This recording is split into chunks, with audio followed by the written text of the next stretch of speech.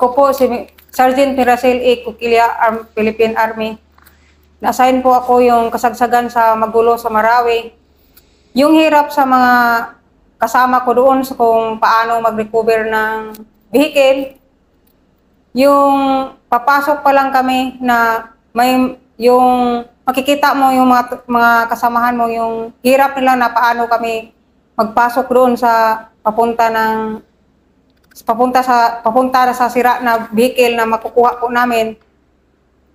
Naranasan ko po, nakikita ko po yung mga tropa namin na sa sobrang hirap nila na umaakyat sila sa building para lang iprotektahan yung mga vehicle na hindi matatarget sa kalaban. Tapos yung pinakahirap ang naranasan sa mga tropa doon, yung wala kang kain, hindi ka makakain sa tama na oras, habang nakipagbakbakan ka, na lumalaban yung mga tropa. Yung pinakamahirap din na naranasan sa mga tropa doon, yung wala kang inumin na tubig, mahirapan ka suplayan ng pagkain na wala ka rin kainin sa loob. Yung ibang tropa doon, pilit nila na maghanap ng pagkain doon sa loob, pero walang mahanap kasi dahil puro sunog.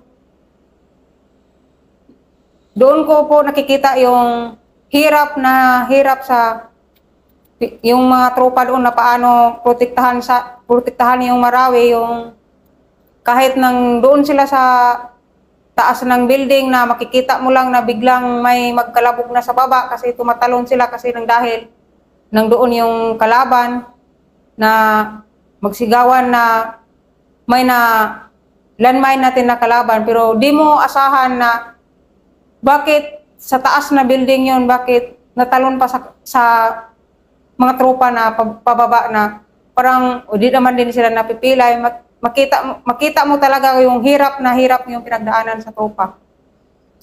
Tapos yung pinakamahirap, yung bitawan mo yung tropa mo na pa-dismount mo sa vehicle na tatakbo sila sa kabilang sektor, yung sektor sa kalaban para lang yung maprotektahan yung mga ibang kasamahan na paglabas nila na nagpa-dismount ka ng mga tropa, pagbalik nila, 4 na lang yung matira kasi yung iba pang lumalaban sa loob, namamatay na.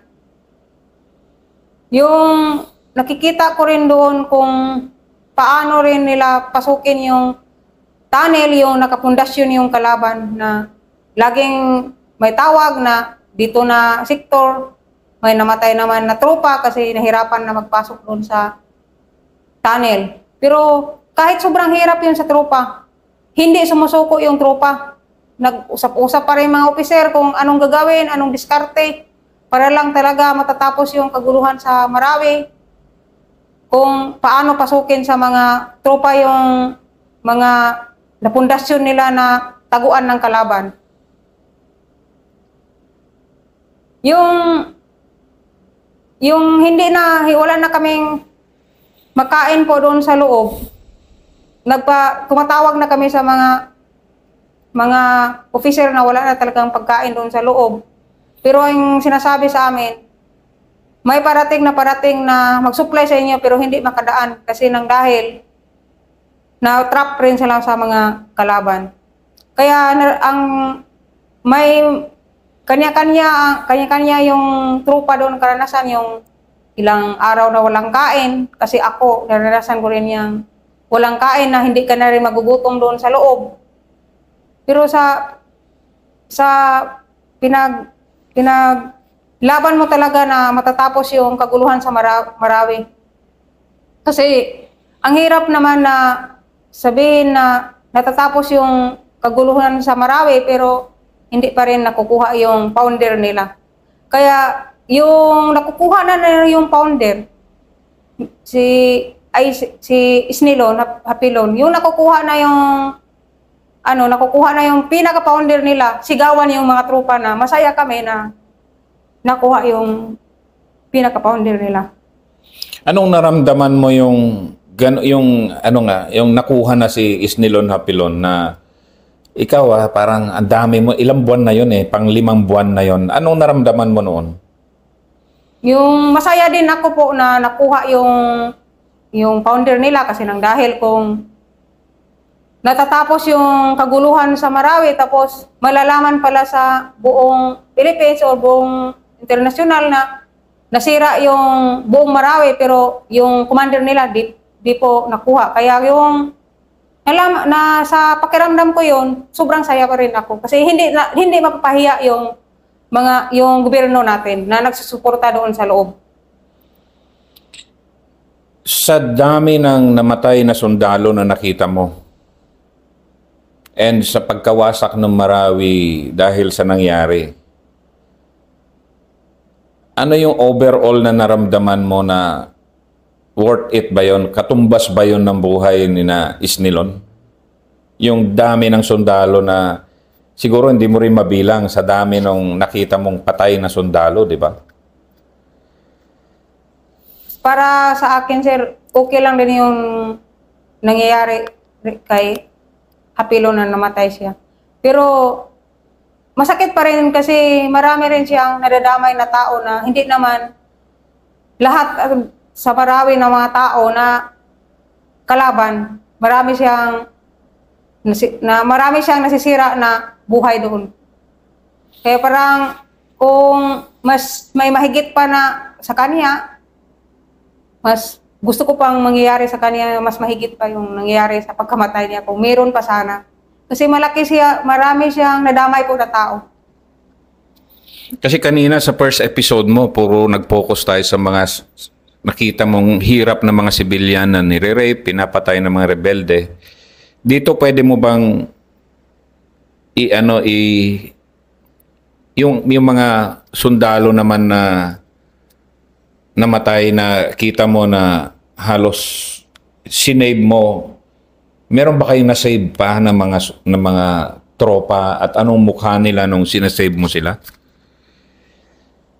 Yung tropa natin pag sinisave mo pala, ang una nilang sasabihin, yung Panginoon talaga, tapos yung parang mawalaan na talaga sila ng malay, hindi mo talaga ang lahat na maririnig mo, mama. Wala kang maririnig na iba. Pero pag last na pagsabi na mama, wala na yun. Ganun ba? Yun ang nakita mo talaga doon na... Yun ang napatunayan ko po, nakikita ko. Na Panginoon, bago siya mamatay,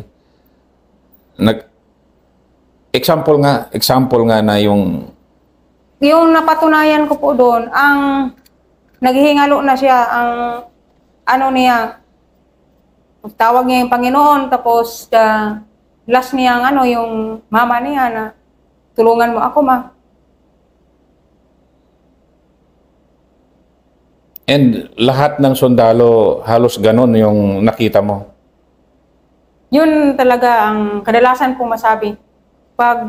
Kaya nga nakasabi ako, mas importante pala yung mama kasi marami akong napatunayan na mamatay ka, hanapin mo talaga yung mama mo. Mama, kahit na may asawa ka na, mama pa rin. Hindi ko din, sir, kasi... O yung asawa mo, yung mama, o... Hindi ko kadalasan yung narinig ko, yung mama, ang hanapin po bago mamatay sila. Kasi marami din akong nakikita po, sir. Ang sakit nun, di ba? Na parang yung isang sundalo malagutan ng hininga sa harap mo. Na alam mong kapwa mo sundalo na nagsisilbi sa bayan, di ba? Yun yung, yung nararamdaman mo kada ganon noon na mangyari sa'yo. Kasi kayo yung taga-evacuate din ng namamatay. Wala namang iba kasi. Di ba? Kayo lang, armor lang di ba? Yung may makikita akong ganyan, parang yun nga, paulit-ulit na pumapasok sa isip ko yung galit na rin ako sa kalaban. Gusto kong babawi, yun ang lagi kong naka-mindset sa isip ko. Dumating rin yung point na magagalit ako yung Kasi ang sabi lang, Muslim yung kalaban. Dumating ang point yun na ganyan ako na ayaw ko makakita ng Muslim kahit yung, yung umuwi na po ako. Kaya parang galit ako na sila, marami kaming tropa na napatay nila. Pero mali pala yun na magalit ako sa ibang Muslim kasi hindi man sila lahat na ganyan. Pagkatapos ba ng giyera, may effect ba sa'yo? Anong naging effect nun sa'yo na debriefing ba kayo? Kasi sobrang, parang, I don't think handa ka, bago nangyari yun, handa ka ba sa ganun na sitwasyon? Na ganun katindi? Yung papunta pa dito, yung dito pa ako, kinausapan ako ni Sir Vito na kung nangdoon ka na, Cox, every baba mo, ang lagi mong iniisip, una, magdasal ka. Ang lagi mong iniisip pag mababa ka, hanap ka ng cover concealment. Kaya yung CO ko na si Sir Vito, hindi ko po siya makakalimutan kasi nang dahil, kahit nangdoon na ako sa Marawi, tumatawag. Pag hindi masagot, text siya, okay lang ba kayo dyan? Hindi ka pinalitan ni Colonel Servito, hindi ka pinalitan, hindi ka inattempt na palitan dahil pwede ka naman palitan eh. O talagang naniwala lang talaga siya sa'yo na ito yung kakayahan nyo dalawa ni Major Buklat? Wala naman pong, tinatanong po ako na kung kaya ko ba, ang lagi ko kong sinasabi kay Sir, kaya ko po Sir, sabi ko, masaya na din ako dito sa loob Sir kasi siyempre lagi ka na nakarinig ng mga putok. Wala namang ibang maririnig mo doon kahit pagkain ka. Putok man talaga. Parang na-immune na din ako sa katagalan. Parang wala na din sa akin. Pero yung 3 araw at saka parang 1 week, grabe talagang kaba. Pero yung patagal na patagal, parang kung walang putok, parang isipin mo, saan banda yung putok ngayon? Parang na-immune na din ako sa putok sa katagalan po, Sir. Ganun ba? Na sa tingin mo yung mga panahon na yon, normal pa ba yon na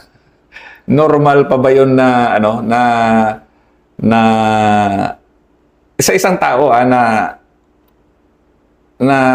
normal na yung putok o talagang wala eh. Wala na, pare-pareho na lang eh, gano'n eh. Kasi sa akin naman po, yung patagal na patagal po, parang normal na lang sa amin yung putok, kasi isipin na lang namin po kung saan yung sector of fire. Kasi malalaman mo na nandoon po yung kalaban. Kahit kumakain, kasi yung mga simento Sir, yung sa mga bahay yun, binabagbag para yung baril mo doon na makasya lang doon sa butas po. Kaya kahit may tropang kumakain, may iba ring tropang nagbabagbag. Parang palitan na lang. Parang wala na yung katagalan po Sir, parang na-immune na rin kami, tawanan na lang. Hindi ba nagtataka noon na bakit may dalawang babae dito na paikot-ikot dito na hindi ba nagtataka yung mga Ranger noon, mga SF doon, mga LRR doon? Yung sila, ang sabi nila, matapang daw yung armor kasi may pumapasok na babae sa loob na habang nagre-recover ng vehicle. O, kayo yun. Kasi sabi nila, matapang daw talaga yung armor kasi pumasok daw yung mga babae. Oo nga. Although wala namang ibang unit doon na may babae, kayo lang eh. Kaya Opo. So, anong pinakamahirap na vehicle maliban doon sa ambulance? Yung talagang, di ba pag hihilain nyo talaga yun, di ba? E di ang bagal-bagal nyo. Ang bagal-bagal nyo hinihila yun. Mabagal po talaga yun hinihila, Sir. Kasi kung bilisan mo rin na hilain, yung recovery na po, parang alalay mo kasi yun Sir, kasi baka masisira, pero yung recovery kasi, yung ambulance yan Sir, sa pagputok sa landmine, sabay yung RPG, parang nabaon din siya sa putik, kasi putikan yun na area po. So yung ambulance talagang na landmine na RPG pa? Opo. Meron bang vehicle kayo na nirecover na may naiwan na bangkay? Meron po Sir, yung si Private Parba na parang corn beef na yung niya kasi yung katawan niya kasi natamaan talaga sa RPG kasi yun ang kasagsagan na hindi pa na isip sa mga officer nila sa serbito na ganito ang gagawin natin para makapasok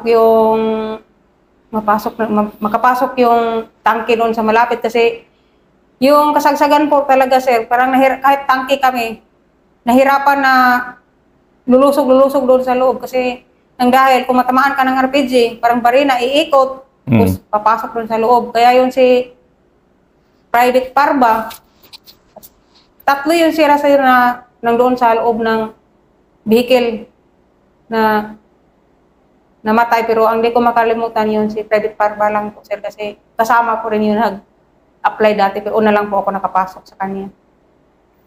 Na anong feeling mo ng ganon? Na parang kasabay mo nag-apply, kasabay mo na-deploy, siguro mas maswerte ka lang. Kasi pareho naman kayong exposed sa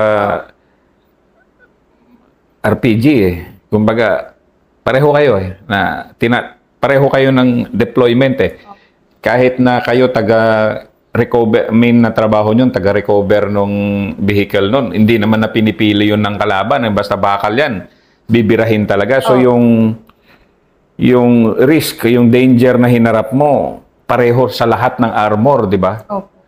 So anong feeling mo nun na ito kasabayan ko nag-apply, ako babae, buhay na buhay pa ako dito, pero yung kasama ko, ito patay na nasa loob ng tangke na nire-recover ko? Ang iniisip ko yun sir,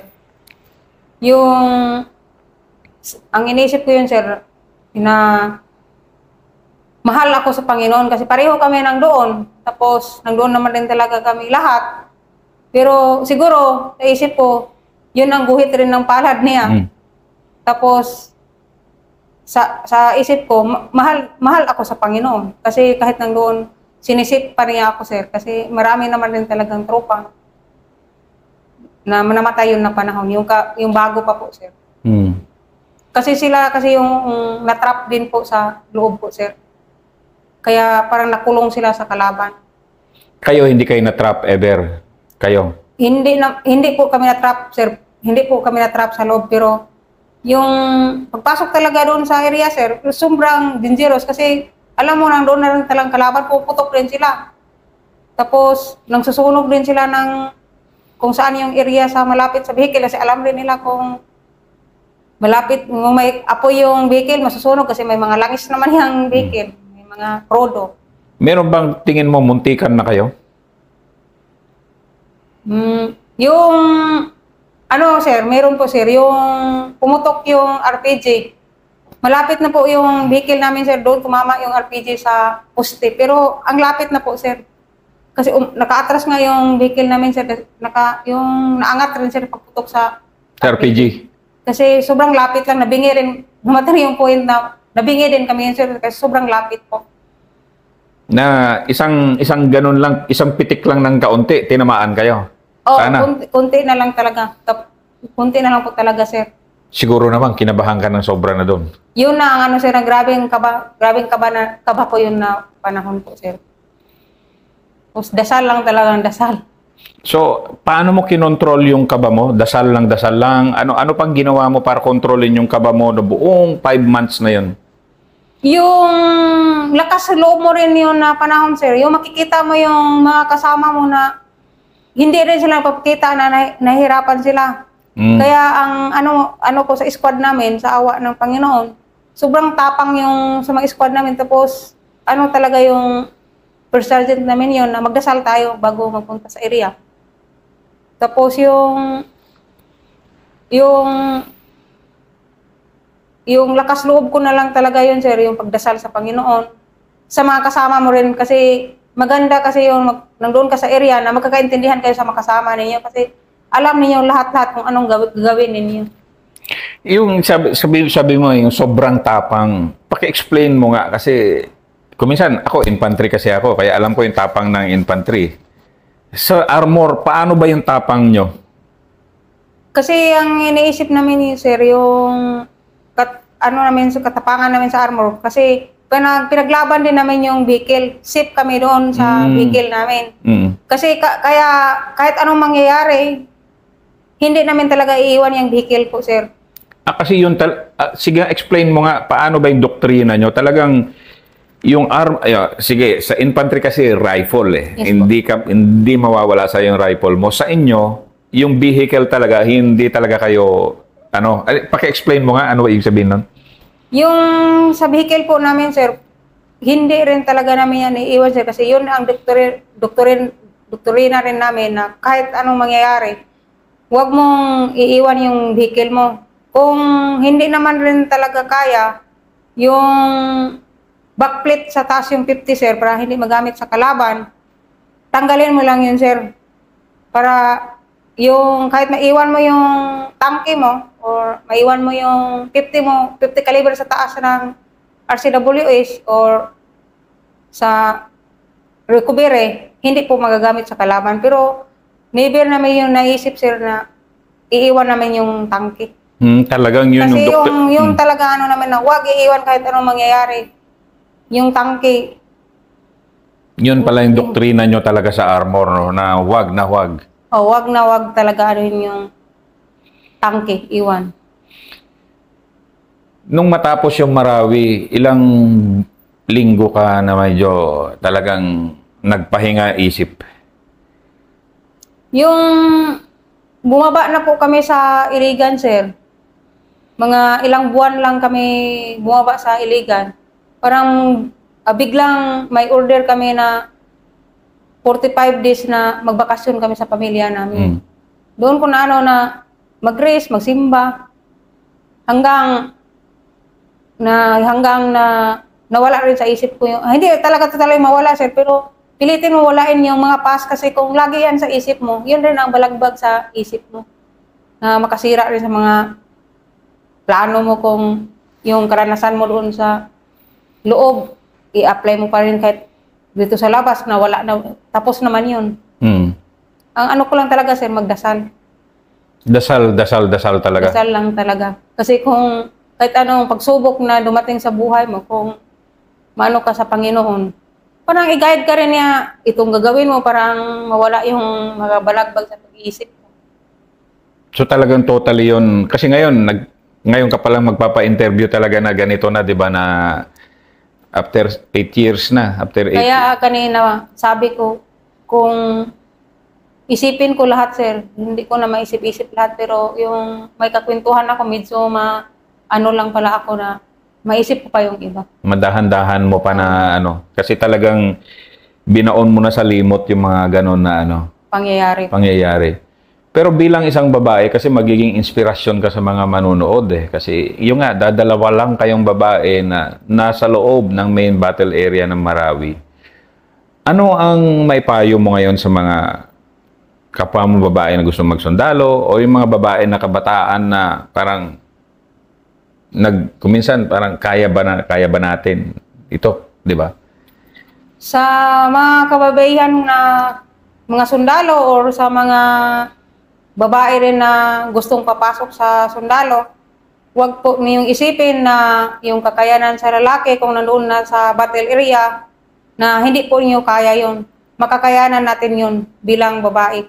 Kasi doon mo mapakita kung anong doktorin o turo sa sundalo, kung anong samahan ninyo kung nandoon na po sa loob.